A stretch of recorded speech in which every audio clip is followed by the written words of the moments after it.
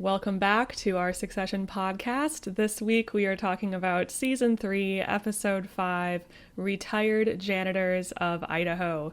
The long-awaited shareholder vote is finally upon us. Finally here. I was gripped to the screen, I think the most I've been since the premiere of this season. There was a lot of plot, a lot of things we've been looking forward to, and all around a great episode. Probably my favorite for the comedy.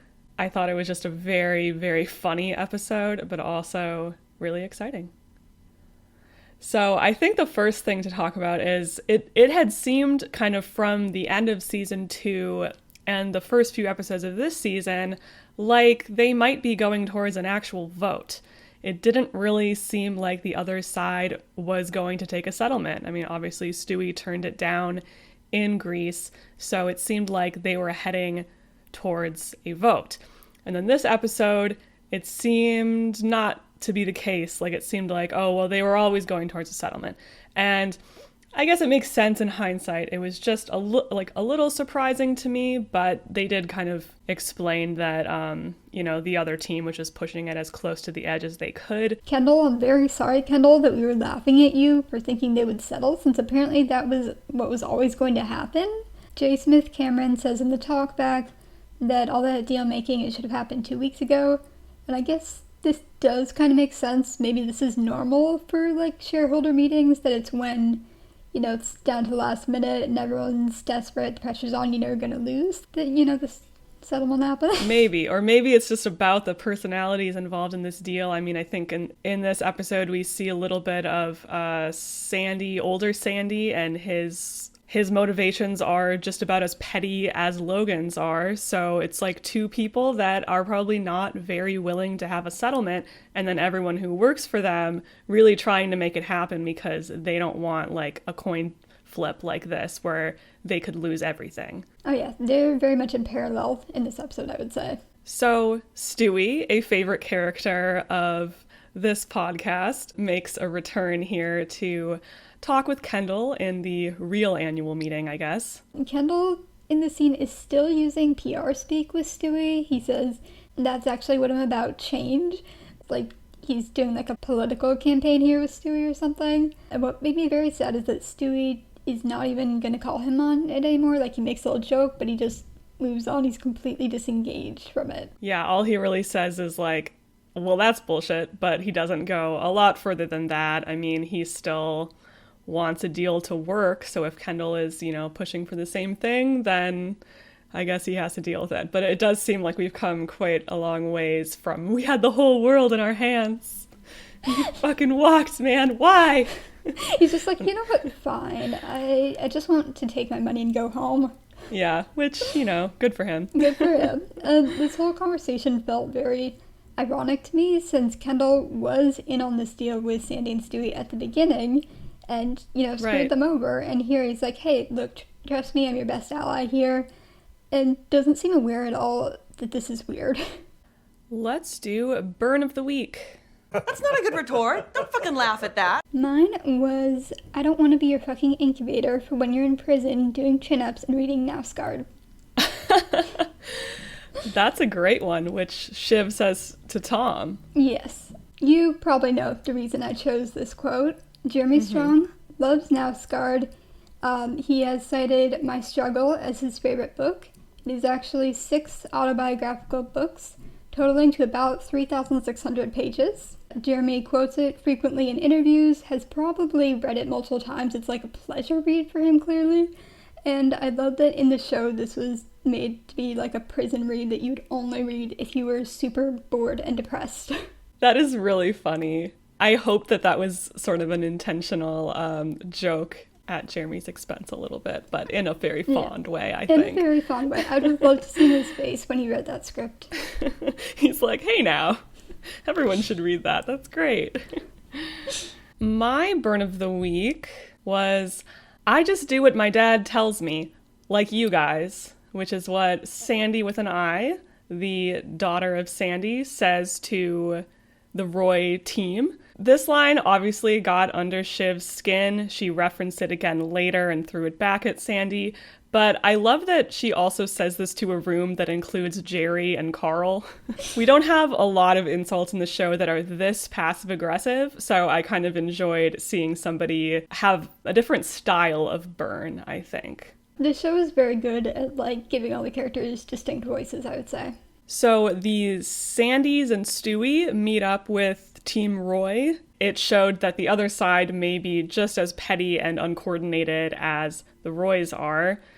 Sandy and Stewie basically just have to agree to whatever the older Sandy says. There's a moment when they kind of push back in the demands, and Stewie, with like the tiniest little teacup you've ever seen in the world in his hands, is like, well, if that's what the old man says, then that's our position. I definitely got the vibe in previous seasons that Stewie was a more equal partner with Sandy with a Y. Yes, definitely. Like, he was able to say no in Greece without having to check with Sandy. And in season 1, it definitely felt like they were, like, jointly courting Kendall to join their side. Right. It did come off that way to me, too. Like, you know, and I don't know how all of the finances work, but it kind of seemed like Stewie was the one to whom, like, Sandy was attached rather than vice versa. You know what I mean? Yeah. Like, Sandy was the parasite on Stewie, which does imply that, like, Stewie maybe had a little bit more power. But I understand that they were going for a parallel between Logan and Sandy here and these sort of old men that are in charge, and everybody else just has to do what they say, even if it's a bad decision. As always, the CEO position is the deal breaker for the kids, where if it's like there's no possibility, or almost no possibility of them getting CEO in this situation, they're just out. And I like that, you know, obviously Jerry, that's not a deal breaker for her. She was like, sure, okay. And Roman kind of felt a little bit thrown aside and betrayed by that move, which was sort of a fun, subplot for the two of them. I think Jerry is tired, is the vibe I got. Like, she said that it probably wouldn't hold up, but she seemed very unsure about that and was just kind of like, let's just find a deal here. Yeah, I didn't read it as like a purposefully, malicious action on Jerry's part at all. It was more so just like, yes, we have to, basically agree to whatever their terms are at this point so we can move this forward, and then we'll fight back, later. But Roman was a little bit insulted by how quickly she agreed to it. Yep. I was happy to see the scene between Kendall and Greg in this episode. I said last week that I wanted to see some consequences for Greg's flip-flopping behavior and trying to play both sides. As soon as they got into a room together, I was like, oh, good. I was really amazed by this. Like, Greg really thought Kendall wouldn't, fuck him over here. You were choosing a side in this family war, and I think Kendall is well within his rights to burn Greg a little if he said, I'm on your side here, and then just went over to keep his, fucking job or whatever. I agree. And the way that Kendall approached it here was so funny, where he's like, it's fine, bro. Like, I don't blame you. I just might have to burn you. So he was sort of playing at, it's not personal. It's just the game, man. Kendall's just very friendly this season. He's like, I need to say I'm going to burn someone in a nice way, so they might still be my friend. Yes, and then he's like, I like you, Greg. I really like you. I really like you. Don't, which is so funny because I feel like he hasn't really demonstrated that to any of the people he said that to. No. He'll act very kind of cold to someone and then just be like, I like you. We were talking about this before, over DMs, how Kendall did not say, I did this for you to Stewie, because there it would have been a very loaded thing to say, and he can't get sincere with Stewie. He can only say it to the people where that's not, Yes, where it doesn't really mean as much. Yeah. I also like that Greg said, you said you wouldn't do this on the plane. Having a glimpse into what they talked about when they were planning this move on the plane is always fun. And then Kendall's response was, well, let's not get into he said, she said about this, which is very funny kind of Logan move. Like, yeah, I said that, but, things are said all the time. Yeah, I promised I wouldn't burn you, but, did you really believe that? Yeah, the plane is becoming, all the events that happened before the show. It's history. We're never going to get the actual story. And the way Kendall talks about Greg and also, Tom and some other people in this scene, calling Greg a morsel, to me felt very similar to On the Yacht in This Is Not for Tears, when they were all, deciding who to blame for the cruises scandal. Like, he's reducing them to their value in prison. Right. And he's like, well, Greg, you probably won't go to prison because they don't like to send bottom feeders to prison. They'll just, another one of my favorite exchanges when he's like, they'll probably just fuck you and chuck you to get to the red meat. And Greg goes, great. Because that just sounds so awful. Like, well, what does that mean? That doesn't sound good. Doesn't sound like a good time to get fucked and chucked. No, what does that entail? I can't stop thinking about that interview where they revealed that Greg was intended to be in his late 20s. It's just so obvious now. His meeting with Ewan kind of, I think, like, drives home the ways in which I just can't, relate to Greg, because he had a sure bet at $250 million if he had just waited for his grandpa to die. But he was like, no, I'm not going to do that. I'm going to try and work a job instead. What is wrong with you? All these people want jobs so badly when they could just live off inheritance for the rest of their lives. It doesn't make sense. And so Ewan decides to give, like, all his inheritance to charity, including what he would have given Greg's mom, I guess. Right, because it doesn't seem like he's only talking about Greg's, that's portion. He says, well, that's the first part, but I'm going to give all of it away. So did Greg, like, blow this for his entire extended family? He is not welcome back at Thanksgiving in the Hirsch household. That is so sad, especially since his mom, I felt, was definitely kind of pressuring him into this. Yeah. That's the vibe I got at the beginning of the show. And also, just Ewan wasn't going to give this to charity and is only doing it to piss off his grandson. Just upstanding guy. Ewan, I think, kind of seemed similar to Logan in that sense here, just like a very different ideological flavor of Logan, basically, where he's still, kind of petty and based on honor, and he doesn't like being, insulted. He doesn't like that Greg insulted his friend, and that's why he's, retaliating here. Although I do have to give him credit for when he tells Greg, you need to take yourself more seriously, which definitely feels true. You often cite how, like, you're like, oh, they said the thing about the themes of the show, and this felt like someone saying, oh, they said Greg's arc for this entire season. Right, they just kind of spelled it out for us, so we'll see what Greg does with some pressure turned on and with this little pep talk from Gramps. Stern pep talk. I wanted to point out as well that during this scene, this was probably just a coincidence of filming, but you can see a Save Our Seas ad in one of the giant windows while Ewan is doing this very performative talk about caring about the environment. I noticed that. That was a good background touch. Let's do location. Venice, St. Bart's, the Maldives. Has she heard of these locations? She must be aware of them. So I always love episodes of Succession that take place within a constrained place and a constrained period of time. So I was living this week seeing them trapped in this convention center for a few hours, and everything that happened took place within that time and place. So one of my favorite background gags that was afforded by this setting was when they were playing the video on the big screens, and right after Shiv said, "At Waystar Royka, we've always cared about women," they cut the video and Carl walks out and says, "Sorry to interrupt." It kind of reminded me of in season 1 when Greg is watching the orientation video and it says at Waystar Royka, we do not discriminate based on race, gender, orientation, class, whatever, socioeconomic, whatever. And they list all of these attributes, and then in the background, all of these middle-aged white men just come pouring out of a conference room. Yes, I love that. And Waystar seems to be doing something very consistent this season. We also saw during Tom's little dinner with ATN, there was a video behind him that was also all female, talking about their experiences at Waystar. They are just putting out that only women work at Waystar now. If you are a woman working there, you better get camera ready. So, I am very proud because I had to do a bit of research for the location for this episode.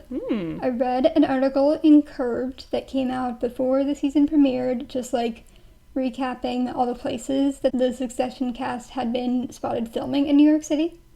And I found one that I thought was the location, and then I took a ton of screenshots of various carpets and walls from the episode, and tried to find a match to a Google image from this place. Amazing. And I found a match to the New York Marriott Marquis. Okay, that's great. And they say later on it was a sermon at the Marriott, so I was Yes. wondering, like, is it at an actual Marriott? So yes. It was. That's awesome. Thank you. It is located in Times Square, as kind of obvious from the episode, and it is one of the largest hotels in New York City because of the amount of meeting space that it has. That's awesome. Thank you for your research, as always.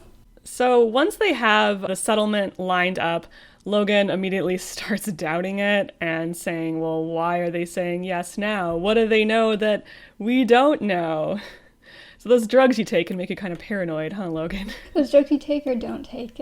Yeah, maybe it's the fact that he's not taking them that's making him paranoid.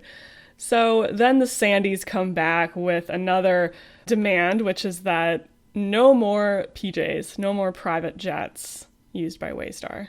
Which is so petty. I love it. I love that it immediately breaks them. Mm-hmm. This whole thing is very Emperor's New Clothes. Like, Logan, in his response to all this, is clearly losing it. But they all have to convince themselves, like, no, he knows something that we don't. There was something on that phone call. There's something more going on. No one can say that the Emperor has no clothes on. Yes. Because they're like, no one else is saying it. So it's like, oh, there must be, something more here I don't understand. Right. I love that. And I think, we'll talk about this very soon, but I think rewatching the episode, you can really see how early he begins to lose it. And I think the audience is sort of has the same reaction that the characters do, where at first we are just thinking, oh, it's sort of typical Logan to start doing a paranoid rant and, talk about turning the deal down. For this one relatively small, demand, yes, it's petty, but if that's the only thing holding you back from potentially losing the company, like, you have to pony up and to take that, right? It says so much about, like, Logan's strategies lately that they're all like, oh, this is typical Logan to say this completely bullshit plan that's going to screw us over. And Roman says a line that I think is just so, perfect, where he says, like, of course he knows something. He's dad. He's 6 moves ahead. And if you haven't watched my video essay, Is Logan Roy a Business Mastermind? I was like, woo, they're supporting my argument, my little soapbox about how Logan is not all that great at what he does, and he is just constantly enabled by everyone around him. And that was really, I think, the point of this episode, to show how far they will go in that regard. Because even though they think for the first few steps, like, oh, he must know something, maybe it's a good idea to turn down the deal, later on, they're like, well, of course that was showing that he was going crazy. It's like once one person starts saying it, it's like, okay, I can say this. Even when he starts ranting about the president and, oh, we should get the SEC to shut the shareholder meeting down, which is clearly kind of insane. Everyone around him is just sort of like, oh, well, yeah, we'll look into that. And they probably say that a lot just to appease him. Like, he'll say something that's, like, crazy and, like, no, we obviously can't do that. And they'll just be like, sure, yeah, we'll look into that, knowing that he'll probably just, like, forget about it or not, follow up. That's kind of what I do with my boss, too, is I'll just be like, sure. What you said does make me think of in hunting, when everyone thinks this is a bad idea, but they're still, it's Logan, you can't say no. Yeah, and they haven't learned anything from that, but also he won't allow them to really speak back to them. I think he thinks it's what he wants, but every time somebody actually speaks up to him, like Shiv kind of does in this episode, he just shoots them down. So it's UTI time. This was a plot point that Brian Cox sort of spoiled in an interview he gave a few months ago. And he was like, oh, I don't know if I can say this, but Logan gets a UTI.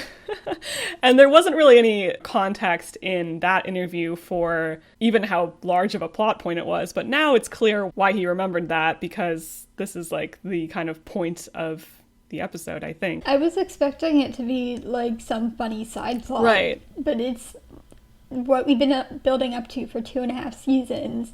Ended up being very dependent on this old man's UTI. This is probably one of my all-time favorite Succession ensemble scenes, probably even like right up there with the yacht breakfast scene, which is like truly maybe my all-time favorite scene. But this was just so good and so funny. It was amazing. And also, Logan identifies Shiv as Marsha, which he has done before. Interesting where his brain goes when he's unwell. But it made me wonder, where is Marcia? Because in previous seasons, when they're together, she's like always by his side, especially when he's having health problems. But I guess in their, reunion now, she's like, I'm not gonna take care of you. Yeah, we might see later in the season what's going on with that, but we definitely haven't seen Marcia around quite as much. I think as everyone begins to do what they think they're supposed to do for Logan in this scene, it's just a more extreme version of their usual dynamic where, I love Hugo, seriously reporting back on his hallucinations. Okay, so what should we do about the cat that's under his chair? And they're like, well, get Colin to take the cat out. Just do what he wants. They just all immediately start feeding into it. And it's kind of quite sad in a way, because I think there's a lot of affection in it too, the way that Tom was trying to calm him down. They just do what their dad tells them to. And somebody had said, what if Logan, since he was kind of, he thought that Shiv was Marcia, he thought that Kendall was Frank, what if he thought that Tom was Kendall when they were in the bathroom together? And he said, thank you, son. That just broke my heart, honestly. Yes, I love that theory. I'm fully buying that was the intention. We may never know, but that is how I am choosing to interpret it now, because that is so sad. He definitely did not think it was Tom. It was too sincere, and especially it is another one of those things that on rewatch you can tell he's already out of it. Not everyone needs to rewatch at least 4 times like we do, but highly recommend rewatching. Yeah, rewatch at least once if you haven't. I assume if you're digging into the recap reviews on YouTube, you probably are sort of a super fan, so you probably have rewatched. But if you haven't, I do recommend it. Yes. This was a fantastic scene, and once Kendall came in, I just completely lost it. I was really worried that he was going to find out about the UTI, and it was going to be this redemptive moment where he, switches modes and is super concerned about his dad, but it is not that show. Yeah, kind of similar to last episode. He wasn't all that concerned about his dad's health issues. He has come a ways from crying in the back of a cab on the way to the hospital. And obviously that was a lot more severe of a situation, but it still does show that he's not, he is still you guys are throwing away the shareholder vote, not is he okay? Is dad okay? They weren't even covering it up that well. There's obviously something physically wrong here, even if Kendall doesn't know what exactly it is. And things just escalate between the siblings a lot. I liked how Roman and Shiv kind of tried to stay calm and just say, you're not welcome here, just go, as Kendall was yelling at them. It was kind of a nice moment of, solidarity between the younger siblings. But then, Roman just got really, really angry at the end and kind of let that slip out, which I also liked. And he's the most concerned about Logan's well-being in this situation. That's the conflict between Shiv and him here, is that he's we need to focus on dad. So I think that the fact that Kendall is kind of showing what he thinks is disingenuous concern is what really makes him angry. Yeah, we discussed the last episode too, how Roman, of the siblings, he's the most convinced his dad is invincible, but he is also very aware at the same time of his dad's mortality in a way that the other siblings are not. He's in denial about it, and as soon as he sees it, he kind of has to walk away, but he... Yeah, that was what I read into the moment when he said, can you call me back when he's less scary, is that being confronted with his dad's mortality in that way is really scary for Roman, and he couldn't really cope with that, because I think he just knows how destroyed he will be. One last shout out from this scene. I loved Logan saying, only I'm allowed to be nasty to Frank. That was actually kind of adorable. They're friends. They're friends when Logan is sick. It's a very sitcom-y trope. Yeah, he's like, no, don't be mean to Frank. That's my job. Let them eat cake. Let us eat cake. My favorite let them eat cake moment from this episode was when Roman says, the news is tomorrow we're all going to try to look for jobs in the same branch of Target. I love that this is such a degrading thought to him, working in a Target. And also, of course, part of the joke is, which Roman is it on, is that none of these people are going to need jobs. Connor Roy has never had a job in his life. And if they had lost the shareholder vote and not reached a settlement, like, they all would have been fine and still never had to work another day in their life. Yeah, working at, like, Target corporate is so degrading. The line and scene I chose was, "First they came for the PJs and I said nothing." There's a level of self-awareness about, like, the pettiness and elitism of the private jets, and also referring to them exclusively as PJs because they're just such a common part of their lives that they need to shorten the word. But that doesn't stop them from being a real breaking point in the negotiation. Right, like, imagine you and I just saying PJs to refer to private jets. Like, no one would know what we're talking about. No one would know what we're talking about. Roman, we both picked Roman lines. He is being kind of a brat in this episode, I would say. He was, but I loved that for him. Oh yeah, he's a middle child. He deserves it sometimes. So Shiv is really the only one that starts, like, pushing for action in this scenario. She knows that they can't just wait for Logan to, tell them what to do. They need to step up and do something. It's kind of shit show logic, when Logan has a stroke and they're all like, well, we don't know when this started. I would say that nothing happened today, maybe.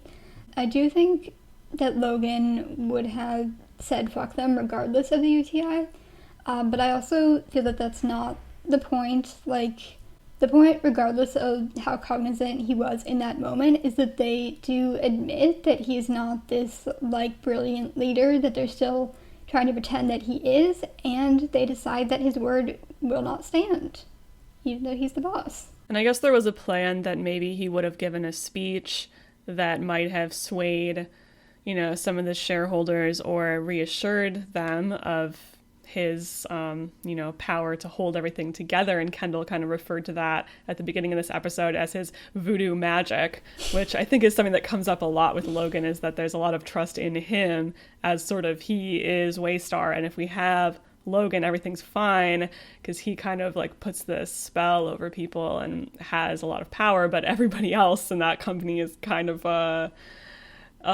mess. That's a good point. And that is kind of the power that he has over them, that he can just come into a room, as he did in Which Side Are You On? And he barely had to say anything and they all changed their minds. They're like, it'll be just like that. And, it might have worked. It really might have worked. We'll never know. But the point is that they can't, rely on that. That's not actually a very sound business strategy.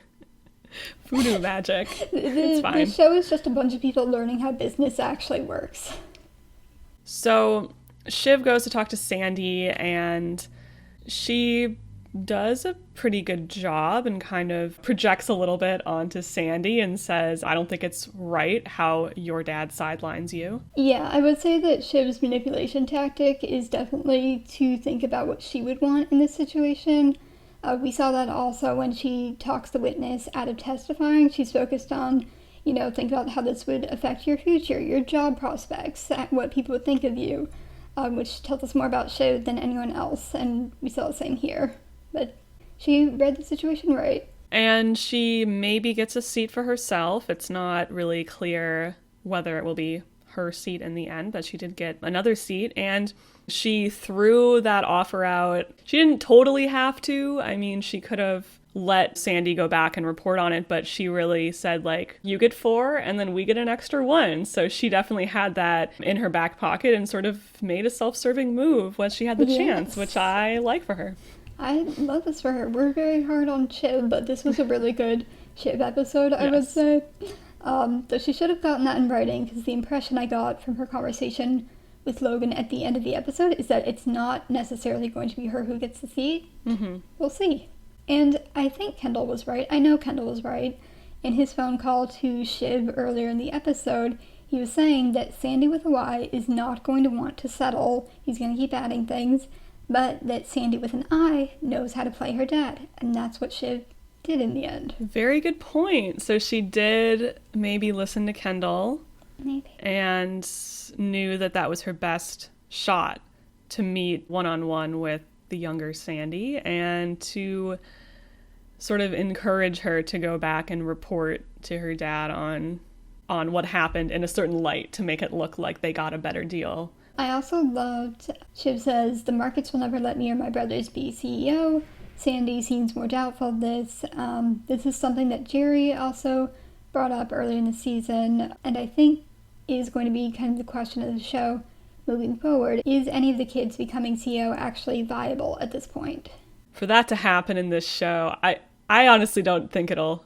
okay, I don't think it'll ever happen. I'll just say that. I honestly don't think any of the kids will be CEO. I think the show will end in a different way. I guess the only way I could see it as maybe like a temporary thing, but even that, it just feels like the step that the show can't really take without like fully becoming a different thing. But the characters in the universe aren't aware that they're in a TV show, so they still have their hopes. Yeah, it's fair them to still have hope. I think if it did happen, it would have to be like in the last episode or something. And even that, I don't know. I'm gonna make my endgame predictions and just say I don't think any of them are gonna be CEO. This is a show that I'm really nervous like making predictions about. Yeah, but definitely. I do also lean towards, especially at this point, I would lean towards none of them. We'll find out in either a year or 2 years, depending on how many seasons they do. It's time for number one boy. You're my boy. You're my number one boy. So my number one boy is Shiv. I am bringing some gender diversity to our number one boy segment. Number one boy is a gender neutral term. This was a good episode for her, as we were saying in our last little section there. She was the only one who took decisive action in this situation, and she snuck in something for herself, which I loved seeing her do a little conniving move like that. Seeing her get cut down by her dad at the end of the episode really made me feel for her, and especially seeing the way that she tried to save face and say, oh, well, I guess he's feeling better. It was just a really sympathetic moment for her, and it reminded me a lot of the season 1 episode Lifeboats and the arc that Kendall has in that episode. Very similar for Shiv here, where she has to take action because her dad is out of commission, and she does something. She really does probably the only and possibly the best thing that she could do in that situation, but it's still not good enough for Logan because nothing ever will be. I'm hopeful for her arc here. It seems like her relationships are becoming increasingly strained. There's a huge rift with Kendall, of course, but she also has some tension brewing with her dad, with Roman and Connor and Tom. I hope that the lack of a support network will cause her to become more independent and, fight back a little bit. So if she's early season 1 Kendall right now, I want to see some late season 1 Kendall from her. Let's go, girl. I love that answer. Number one boy is definitely a gender neutral concept, so I'm glad we finally got to emphasize that. We've just picked a lot of boys so far. We just picked a lot of boys, and it's very telling. I think that it's when Shiv's arc is kind of mirroring Kendall's more that she feels more empathetic to us. Yeah, that's true. I love that answer, especially because it makes me feel better that I chose Stewie. Nice! I was having this whole debate with myself about whether you would pick Stewie and if it was okay if I also picked Stewie if you picked Stewie. All worked out. Well, please tell me about Stewie. I'm excited. This was a hard episode for a lot of characters, but I found myself feeling the most for him. He is clearly not actually in control at all in the Sandy and Sandy situation. He tried to trust Kendall again on this one little thing, which was Kendall saying, I've got an inside track of my dad, and he was completely lying. His family is barely speaking to him. And in the end, Stewie is barely even a part of the resolution. He's not part of the settlement, and all happens behind closed doors. And he doesn't win. I wanted Stewie to win after all that he had been through. I wanted not for him to become CEO, because I don't think that Stewie would want that, but for him to, win the shareholder vote and get to sit back and count his money and rub it into Roy's children's faces. Yes. That's perfect. That is what I want for him too. It's what he deserves. So then we get some follow-up with the arc with the president, the Raisin. He calls and Roman takes the phone call. Jesse mentions in the after show that this conversation came out of a debate in the writer's room about who would take the call in this situation. Found it interesting since it's both kind of an honor, but also putting someone in the line of fire. And Roman, I think, is someone who everyone feels is not a complete buffoon maybe, and also he doesn't have the strength to be no, I'm not gonna be the one to do this. I also would like to say, I feel like no one could have taken this call and, like, talked the president out of this. I think they're all fucked and he just wanted someone to yell at. Yeah, it seemed very clear he was just calling to say, this is what I've already decided I'm doing, and fuck you. So Roman got to take the brunt of that, and he was so funny in this scene, the kind of reaction he had when he said, so how you doing at the beginning, and then just immediately was like, oh, why did I say that? It was very cute. Oh yeah, this is me trying to take a phone call. I know. The idea of having to take this call in front of like 8 people listening to you gave me so much anxiety. So honestly, he did pretty well. Jerry referred to Roman as bootleg Logan. I mean, I guess he's like the only male Roy family member working at Waystar in the room. Sure, that's a really high compliment for him. Yeah, I really don't think he's the most similar to Logan. He might actually be like the least similar. I would agree with that. Like, I think at least of the main 3, I don't think. Roman's ability to say, I don't know if I can do this, makes him the least like Logan. Yes, exactly. Yeah, the lack of self-confidence and the lack of like self-delusion are 2 like very key, Logan traits that both Shiv and Kendall have. So I think even if he's like crass, that doesn't make him Logan. They're all crass.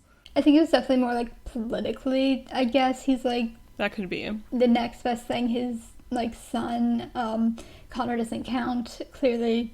Oh god, don't give that to Connor. Oh, that would have been pretty funny. I was really scared that was gonna happen. She was being so insistent. I love that Tom, of all people, was like, no. Right, they weren't even addressing him. They were just like, they weren't even saying anything to him, most of them. We will see more of this arc next week with now that the president is not going to run again, which also just gave me like Veep vibes. I've actually been rewatching Veep for the past few weeks. There was a whole, arc in Veep where the president dropped out. Selena thought she wasn't going to run because the president was going to run again, but then she got another chance. But then all of a sudden, he's not running. So I was kind of like, oh, this is just like Veep, says person who's seen one TV show. It's Veep.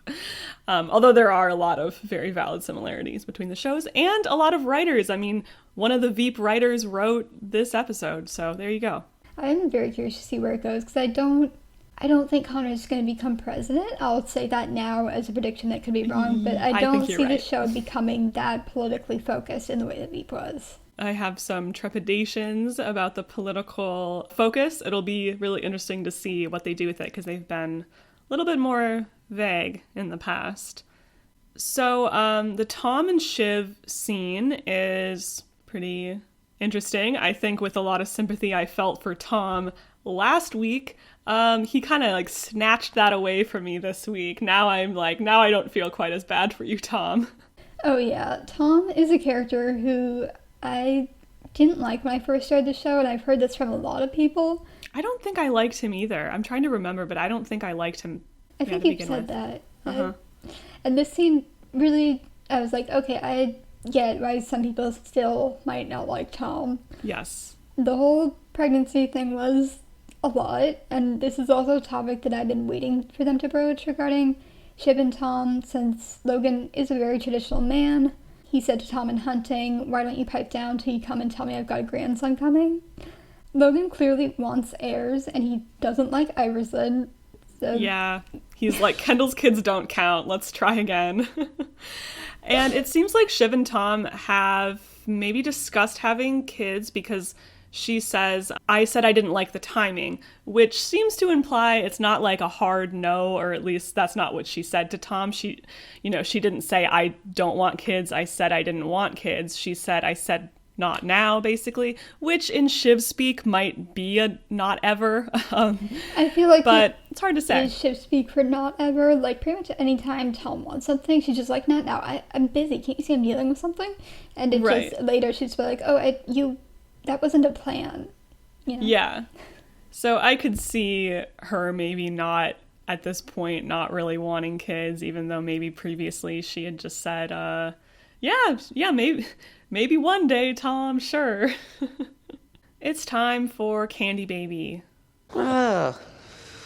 Hot. Ugh. So my Candy Baby for this episode was Roman. Nice. I would say for Kieran Culkin in general to keep to the tight button-down shirt and tight dress pants. It's a very good look for him. Yeah. And the red tie that he had in this episode that matched Jerry's outfit was a very nice touch. True. I really love the moment when Jerry compliments him on TV and he does a like bashful little head turn, smiling to himself. It was very cute, and I hope he gets to masturbate near someone soon. I hope so too. Yeah, he was very cute this episode. I agree.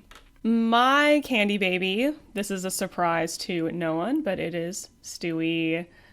I love a turtleneck. What can I say? He woke up that morning and said, I have to be the sexiest person at the Waystar Royco annual shareholders meeting, and he achieved that. So congratulations to Stewie. His quip about the Roys having seconds or even full minutes to deliberate over their offer was also very sexy, even if we saw that he might have less power than we thought compared to Sandy, who's still, calling the shots from his vegetative state.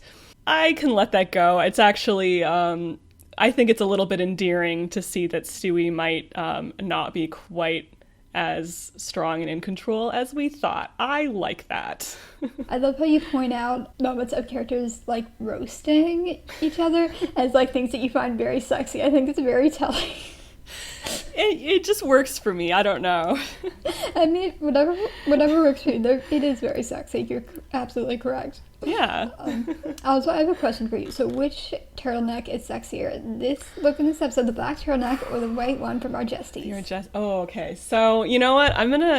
My answer is which one is sexier, I think, is the black one from this episode, but the white one is cuter.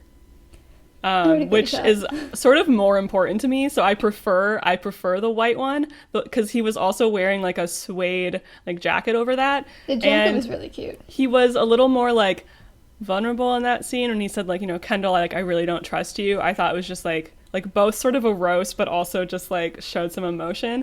And I just hope we get some emotion from Stewie this season. I like that from him. I want to see some depth from him, but whatever, I can just lust over him if he's not going to do that. It's fine. Arian's capable of it, and that's He's what you said capable. about Greg. You want to see a harder emotional scene for him, and it happened. So willing that out into the universe. Willing that. We know I'm pretty sure that Stewie will be in one more episode this season because there were a couple shots from the trailer of him that we haven't seen, and yes, they've been cutting things from the trailer, but not really full scenes like that. There was that scene. Alternate takes. Yes, they've mostly been doing alternate takes. So I'm still pretty sure we're going to see him maybe even like next episode at Waystar, sort of figuring out what this, settlement looks like. So Kendall, the attention whore, is upset that he feels a little bit unseen at the shareholders meeting. So he decides he has to go out there and he wanders up onto stage. And I am not a person who has a hard time with cringe. I love cringe. I relish it. I thrive on it even. But this scene, for some reason, was like the worst like physical reaction I've had to anything in Succession. When he started walking out there, I like was holding my laptop like further away from my body. I was just like, no, don't stop that, don't do it. Which means it was a great scene. Oh yeah. I have often heard people say about Succession that they sometimes have trouble watching it or need to like pause, but I'd never had that experience. But this scene, I was just like, oh my god, I don't know if I can do this. It was a lot worse than L to the OG. L to the OG has nothing on this. Oh no. L to the OG is...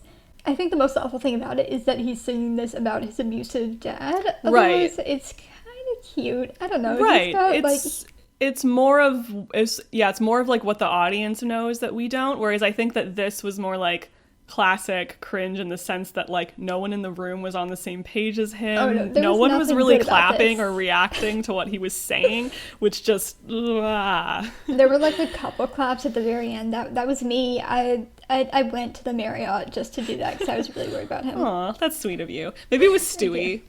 I could see Stewie doing that kind of like half sarcastically, just like I'm doing like a slow clap. to give him a little bit of credit, like, I really do think he thinks he's doing the right thing and that his heart is in the right place. So there's like a glimmer of something like endearing behind all the layers of cringe, which I think is what we love about Kendall, is that he does have like something of a good heart in there.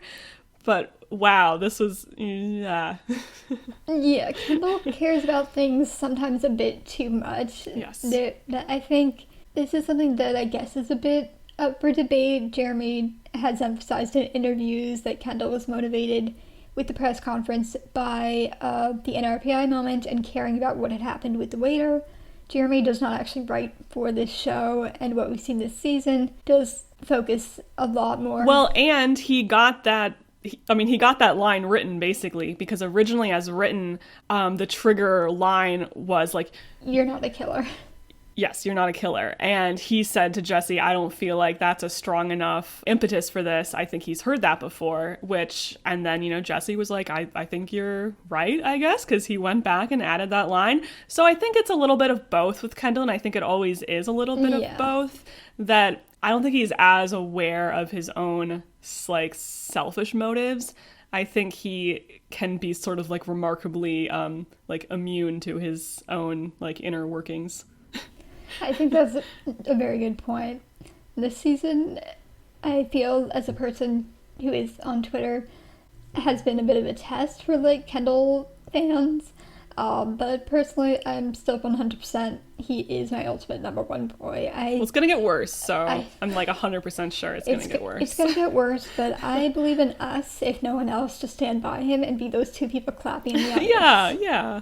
And I mean, I'm totally here for it. I'm here for a really like tragic arc for him, which I kind of think is what we're getting.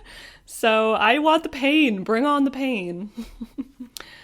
The reactions from the rest of the people in the room, Tom and Shiv and Greg and stuff watching it, were pretty good. It was a lot.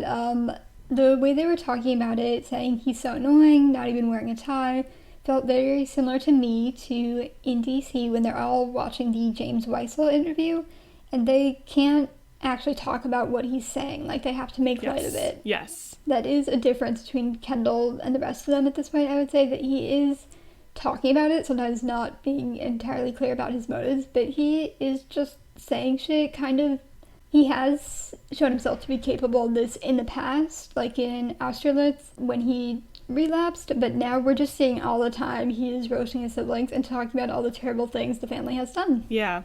And, there was like something to this where it was really a bad look for both sides, because to cut his mic just kind of adds to the chaos and his own, narrative of like, they're trying to silence me. So I think like that was, I don't know how they should have reacted to it. I think it probably just points to a flaw in how they're responding to the whole thing, is that they could have made like a bigger deal rather than just playing some, video where they said nothing and sort of used like the women in the company as a shield. They could have done something like this that would have been a little more, meaningful, to say like, these are crimes that were committed on our watch and by our employees, and we're going to actually talk about it rather than just kind of responding to the crisis without actually saying what it was, which is something a lot of corporations do. Oh yeah, this show absolutely,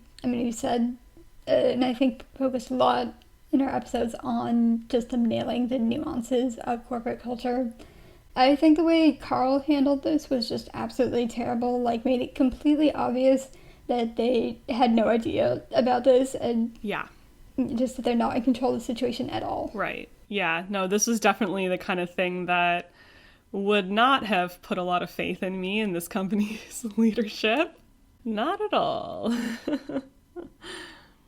Let's do best line. Words are just, nothing. Complicated airflow. My favorite line was when Carl said, "It would be great to get the body up there."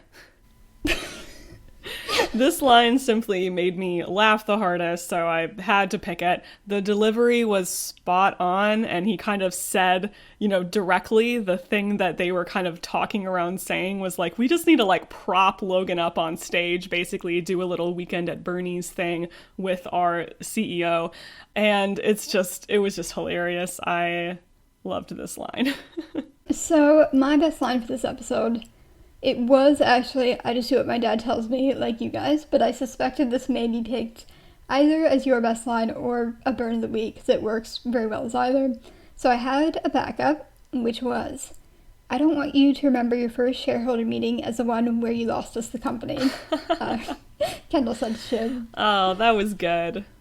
Yes, it is just such a classic Big Brother thing to say, that it is both, oh, you baby, it's your first shareholder meeting, I want it to go well, and also, I'm not letting you fuck this up for me. He's so condescending. So Shiv returns from making the deal and tries to sell it, and I liked that she really tried to, hold her own with Logan and said, Dad, you were AWOL, what would you have done? Which I think that is is like what Kendall needed to say to his dad in Lifeboats. Like, I think that Kendall will be very unwilling to kind of speak back. But Shiv is the one sibling who will really push him and be like, well, what would you have done? And his response is so telling, because he just says not that, and I would have figured it out. So it's clear he has no actual explanation of what he thought a better outcome would have been. He's just kind of mad when somebody else gets the spotlight or is able to do something, and especially making a compromise like this. I mean, I think he is very I'm either going to take it all or I don't care. It was a really great moment, and I think some people, I know we talked about this with the Lifeboats moment, we're well, was there something Kendall actually did do wrong here? Some people have pointed out that he should have vetted Stewie better, which is true, but I think Shiv says in this moment what the actual point is, which is there was nothing else they could do. This child was the person with the power to do something in that moment, and they actually did a smart thing. Right. And I think there is no kind of settlement that Logan would have been happy about. He wanted to win. He wanted to shove it in their faces somehow. And same with the whole debt issue. He had put off dealing with the debt for decades because he didn't want to bend for anyone. He didn't want to give them any sort of money or ground. Yep. It's, what's the thing that he says to Roman in season 1? It's not a good deal if they're smiling. If we're both happy, I don't want it. Which is just such a bad approach to, I don't know, it's everything. It's bad business sense. He needs to take a business class. Maybe he should read some of those books that Kendall reads. So even though there wasn't a lot of interaction between Logan and Kendall in this episode, I mean, they got a lot last week, so we can't complain, we did get an ending beat between the two of them where Logan, makes a petty little move to basically make, Kendall have a timeout in a closet for 20 minutes or whatever. And it's clear that Kendall is still so desperate for some fatherly attention that he will just do what he's been asked to do. He doesn't even think is this a good idea or what are we going to say to each other? He's just okay, I'm there. This is exactly what I didn't want from Kendall last episode. And he was just sitting there I don't know what he was expecting, some kind of Logan suddenly wants to make a deal with him. I mean, it's weird because it's not he got a win on Logan so he could be ha. No. It was just kind of good job, team. I don't know. It was, very, very unsatisfying ending note for Kendall. And then Logan blocks his phone number. He blocks his number. Yes, or has his assistant do it, rather. Oh, of course he has his do it. It's just such a petty move. that is your son. He knows where you live. He's still kind of hanging around the family. You're gonna see him again. It's just a fuck you. But I also like the idea that Logan, he has been emotionally affected by what Kendall did. So part of him is just I don't want to hear from him. This feels like the equivalent to soft blocking someone that you know in real life. Yeah. let's close out the week with buy or sell. Sell seems cool. So, for my buy or sell this week, I am selling Frank. This has not been a good season for Frank. Logan told him at the beginning of the season that he was only keeping him around because he didn't trust him. So I was not expecting much from him, but I had like a small bit of hope that we would maybe see some like small act of defiance from him or something. I don't know. But I feel like after this episode with him getting stuck vamping on stage for several hours is the impression I got. Yeah, at least like maybe an hour and a half at the very least, which is still a very, very long time. That's a long time to talk about absolutely nothing. Yep. I just feel like this is his What a life nightmare. now. There is no going out from here. Yeah, definitely. For my buy, I am buying Sandy with an I. Nice. This is not a character who I expect to see a lot more of this season. Definitely, I expect maybe in the next episode we saw another scene in one of the trailers with her that we haven't seen yet. But this is a character who I expect to be important in subsequent seasons. I feel like they set that up pretty well, and I want to keep an eye on her. Yeah, she kind of did a Shiv too, where she was just like, yes, I am going to agree to this. I'm going to take initiative. I am selling Greg. He has been floundering all season, and thanks to his indecisiveness, he's now officially been jettisoned by Team Kendall and lost the remaining $5 million he should have been guaranteed by his grandpa. So I agree he needs to take himself seriously, but I don't think that's going to happen anytime soon. Yep, high five on having sold Greg. Just such a great decision. I should have sold him earlier, but I had other more pressing characters, so now I'm just like pushing him off the boat along with everyone else. That's so Greg that he would be a last minute. Oh, sorry, I meant to tell you too, honey. Oh yeah, you too. Go with the rest of them. And I am buying Greenpeace. Yes, that's right. I am buying the NGO Greenpeace. A quick Google search revealed that their revenue in a given year was about $400 million. So Ewan donating the entirety of his estate, which we know Greg's chunk of that was $250 million. So the total is probably at least $1 billion. That's quite the windfall for them. And also Greg suing Greenpeace would probably just be good publicity. He's not going to win. Oh no, this is such a bad look for him. Exactly. This child of the Roy family suing an environmental, is it a nonprofit? Yeah, I think so. It's like an NGO. Yeah, for nonprofit. his inheritance. Yeah, it's like what lawyer is gonna take that? And I love that he apparently found someone to give him legal advice about this. Maybe that student he was talking his to. student, yeah. And she was like, I don't know.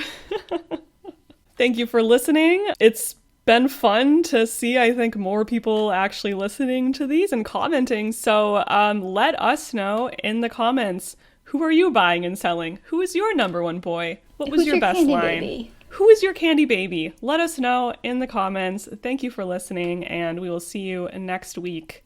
Yes, we'd love to hear from you. I don't think he's coming to Kendall's birthday party. I'm gonna call that now.